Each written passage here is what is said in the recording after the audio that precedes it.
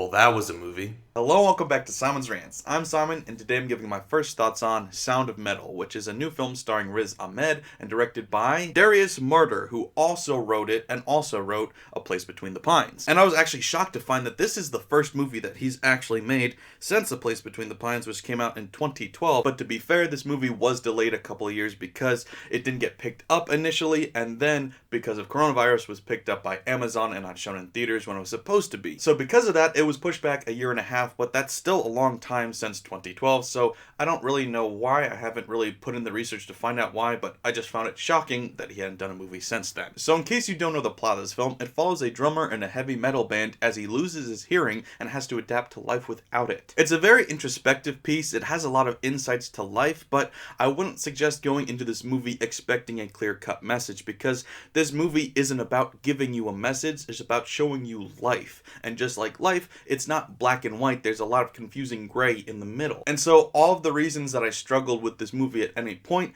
was I was looking for an obvious answer and it didn't give me one. Now, I'm not going to explain all of that right now. I'll save that for the spoiler section later, but what I will say is that I wouldn't really classify this movie as a feel-good movie. Now, that's not to say that there aren't any happy moments in this movie, but it is a very emotional movie and it swings back and forth both ways. It has some high highs and some low lows. This movie isn't giving you clear-cut answers on anything. It's showing you this character as he goes through this hard moment in his life. This movie shows somebody losing his ability to hear in a profession where he literally needs to hear. So this shows somebody not only losing their dream and their passion that makes them excited for life, but it also shows them losing their whole life as they know it. So there are some hard parts to get through that are emotionally devastating, but there are some great moments of success and breakthrough that are amazing to see too. So without getting too much into the plot and what exactly happens, I'll just critique the filmmaking side of this, which is to say, it was pretty good. It's obviously an independent film. It follows a lot of those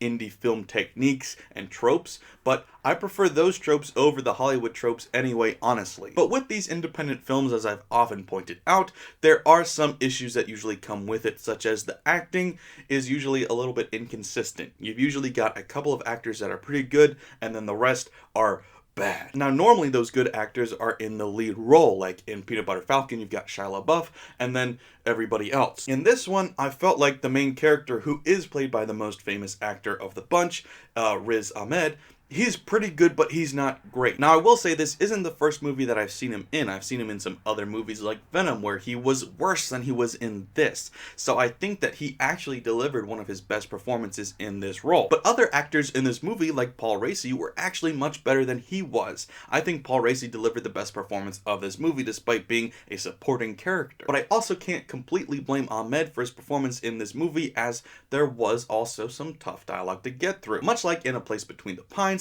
there is some rough dialogue, some rough exposition, and some rough pacing that these actors have to work through to get to this good story. But in the end, it is a very good story, and there's a lot of good going for it. First up is the sound mixing and the music. They were both amazing, especially the sound mixing. Supposedly, there was a lot of research and work put into the sound mixing for this movie, and if that's the case, it shows, because yeah, it is really good. A lot of the things that the main character goes through in this movie wouldn't be nearly as impactful if not for how the score and the sound mixing and the dialogue is all put together to make it work and make it more impactful. But at the same time, and going the opposite direction here, this movie is a little hard to follow at times for different reasons. The main reason being the script writing is unfortunately very vague at times. Like, things start happening and it's like the characters knew about it, but we didn't. Like, there's this one situation, not giving anything away, where one character asks the other character, "What are you addicted to?" And he said, "I'm a heroin addict." And this was completely blindsiding all of us as the audience, and I honestly thought the character was joking. Turns out, after the conversation keeps going, he's actually been a heroin addict, but he's been clean for the past 4 years. We didn't know that until this conversation happened. And a lot of the exposition in this movie is sloppy that way, where we don't know if they're actually being honest or not with this dialogue. And word of advice, just take everybody at face value in this movie, because I didn't, and that's why I got confused. If you just take everybody as speaking honestly in this movie, that's probably the best way to take this movie. That still doesn't completely answer the problem, though, that things do come out of nowhere and you're kind of shocked and surprised by it. The dialogue in general is pretty contrived in that way, which is a shame, because there is a very, very good story here that is unfortunately under a couple of layers. Where I'm sitting at the moment moment is that I'm thinking about giving this movie a 6.5 to a 7. So it's still definitely enjoyable. It's not a bad movie. It just probably could have been a lot better than it ended up being. But I do think that this movie is still very enjoyable and good. You just have to go into it with the right kind of mindset. And that mindset being an open mind and just accepting whatever is given to you and then coming up with your own interpretation afterward. Because if you try to accept everything that's being told to you, there are some conflicting things being told to you. There's some different opinions being thrown at you, and you kind of have to just take everything, make up your own mind with this movie as a whole, and then just move on after you've had your own opinion formed. And that will be something that will piss off some people, is this movie doesn't give you a straight answer. This movie gives you a bunch of ideas, and you have to put them together how you see fit and come up with your own answer and solution. I'm not saying that's a bad thing, it isn't necessarily, but it may confuse or frustrate some viewers, especially audience members that aren't used to independent film. This year kind of inadvertently became the year of independent filmmakers, and a lot of the big blockbuster movies have been delayed to next year, so we've gotten more exposure to these independent films that were made anyway and have been being bought up by Netflix and Amazon and all these other studios and streaming services. And that's not necessarily a bad thing. I love independent films and I love independent filmmakers getting this exposure, but because of that, we've been exposed to a lot of these tropes more frequently. We're a lot more used to the tropes in Hollywood and everybody's used to that, but independent filmmaking isn't trope-free. They're not tropeless, but they do have their own set of tropes that are different. And we're starting to be exposed to this at a higher rate, so I'm starting to notice a little more of these issues that are prevalent in independent film. I still would say that I think I like independent films more often than Hollywood films, but there are some issues that crop up in these movies a lot, and one of them is an air of not feeling like they have to explain anything, which I don't necessarily dislike. I like movies that trust me to make up my own mind and my own opinion about movies and what they mean and what they have to say, but sometimes it is a little too vague, and sometimes you get tired of the same tropes happening where every movie is just, I don't know, you take it. You deal with it. You come up with a meaning for it. If you're gonna tell a story, I want there to be a point to the story. I don't want to have to add my own point. And not every independent film does that. Sometimes there is a definite meaning there, you just have to dig a little bit. But sometimes they honestly don't have a meaning and kind of just say, make of it what you will. It's like modern art in a way. A lot of modern art has a meaning behind it, but it doesn't tell you it. And then on the other side, there is just the modern art where you get a paintbrush and flick it at a wall and go, come up with your own meaning. And sometimes this felt a little bit like that.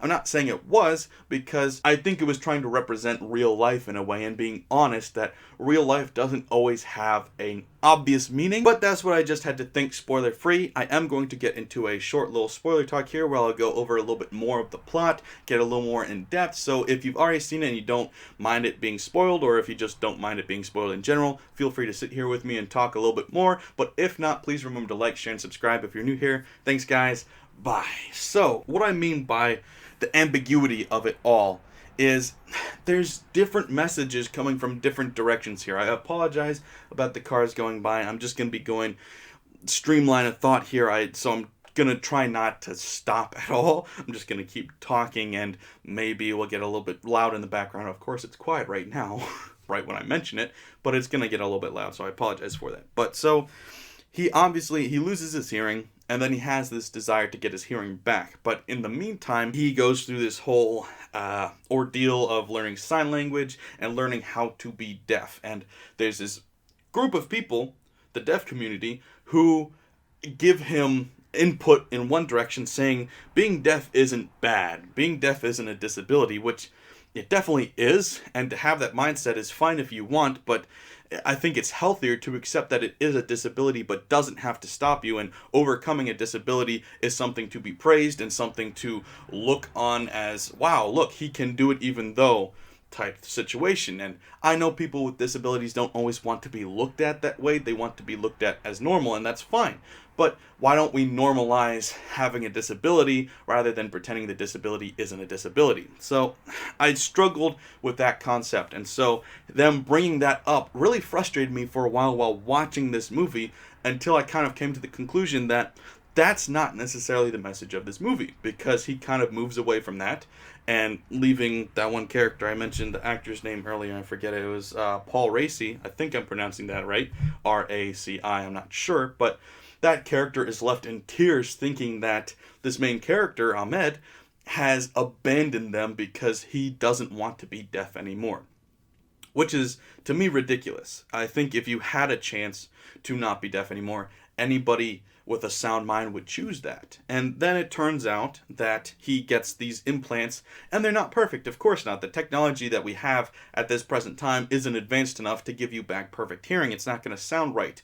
And because of that, it is frustrating, and in certain situations, he can't process the sound. Like if you're in a loud room with a lot of people, it's not going to sound right and you're going to have trouble hearing anyway. Or you won't be able to fully grasp what music sounds like. So you've still lost that. So this character, despite getting his hearing back, still has not gotten his dream and gift of music, at least where this movie ends, back. So the movie ends with him taking off the implants and him sitting in this park just enjoying the silence for a moment. So that once again kind of seemed to hint that being deaf is better than having these implants. But I don't think that is the full message of the movie. I thought that for a moment and was very pissed off at the end, but then I took a second to remember back, and he was having conversations with his girlfriend again. He was being reunited with her again, and he was struggling because he was trying to go back to his old life, which wasn't possible. He wasn't going to be able to be a drummer in a metal band again. He just wasn't. And she had moved on from that in a certain way that she had changed her whole appearance. She was happier now. She wasn't depressed anymore. And the second they brought up the subject, she immediately was starting to get depressed again. They had this tick with her scratching at her scars from her wrist where she used to cut. And she used to do that because she was nervous or anxious or whatever. And she stopped doing it. But then the second they brought it up, she started doing it again. So I think the message here was, there's good in every bad and there's bad in every good, because it's not black and white. Like I said earlier in this video, everything is a confusing gray in the middle. And I think it's very important to know that you can look for the good and bad, and you can look for bad and the good. Nothing's perfect and nothing's completely wrong either. So I think what I took out of this movie is, just because some things have ended doesn't mean you can't accept the good things that are in that situation. He was able to get his hearing back, and that's amazing. Now, he doesn't have to choose to always be hearing everything. He can choose to turn that off when he wants. But why would he ever choose to not be able to hear the voice of his girlfriend, who he loves, and he loves hearing her voice, I'm assuming? And so, to me, it's frustrating to think that somebody may watch this movie and come out with the conclusion that, oh, you'd rather be deaf than to have a hearing implant. That's not true at all. That's obviously not true. So I think this movie, instead of giving you an obvious message, because it didn't write out any of that, what I just said, it didn't make any of that obvious, it just kind of showed you what had happened. And I think that was the point of this movie, is it was just trying to show you life. It was trying to show you a situation. And I do think the movie I read was very slightly based on a true story. Very, very slightly. And so I think it was just trying to show you this situation, trying to show you life without giving you any answers. And I'm fine with that, but I would have preferred a little more of a message. It almost felt like a French movie, which was interesting because I don't think it was, but there was some French people in it near the end, which made me even more reminded of French filmmaking, which often doesn't have answers. It's often just showing you an artistic expression and saying, do with it what you will. And I love French filmmaking sometimes, but sometimes that does annoy me too. So, I mean, some of my favorite films are French, but a lot of my favorite films are also American. So sometimes I appreciate a little more explanation of at least the thought that the director's having, because then I can choose to agree or disagree. This movie didn't give me that option. It kind of just showed me something and said, make of it what you will. And so I think this movie is overall just like life. It's a big confusing gray. And there's good in it and there's bad in it. And that's kind of just how I felt at the end of this movie, was there was some good and there was some bad. And I kind of just had to take the parts I liked and leave the parts I didn't like. Which is a fine message. That is a fine message. And so I really think I do enjoy this movie more than I don't. Like I said, 6.5 to a 7. I'm just a little confused by some of what it was trying to say, but maybe it wasn't trying to say anything, and that was just me reading into it a little too much with what certain characters had to say, because it really did seem at certain points that it was really trying to drive home that not hearing at all would be better than to have a hearing aid. But I think that was just this character's opinion, because the main character did reject that, and at the end he did take the hearing aids off, but I don't think that that was going to be how he would live the rest of his life. Maybe it was, but it didn't show that. So I think a lot of this is just conjecture, and you kind of have to make what you will from it. So I think that will piss off a lot of viewers, because I know a lot of viewers, especially in this country, don't like that. Most of the average audience members want to be told what to think, and they want it to be a simple, happy message. And if it's upsetting, they won't like it. If it's confusing, they won't like it. And if it's ambiguous, they won't like it. So I think a lot of audience members won't like this, but I think critics will like it because of everything I just mentioned. But me, who is somewhere in the middle of an audience member and a critic, will come across this and have mixed feelings on it. But I think that's fine. I think they probably intended, to a certain degree, to leave people with a mixed feeling, because, like life, it's full of gray.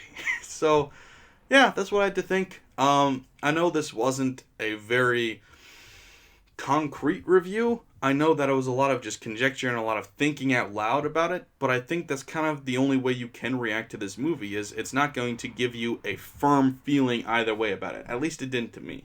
To me, I was kind of just left with somewhere floating in between, going, I enjoyed parts of that, and I also didn't enjoy parts of it, but altogether, I enjoyed the watching experience. I'm glad I watched it.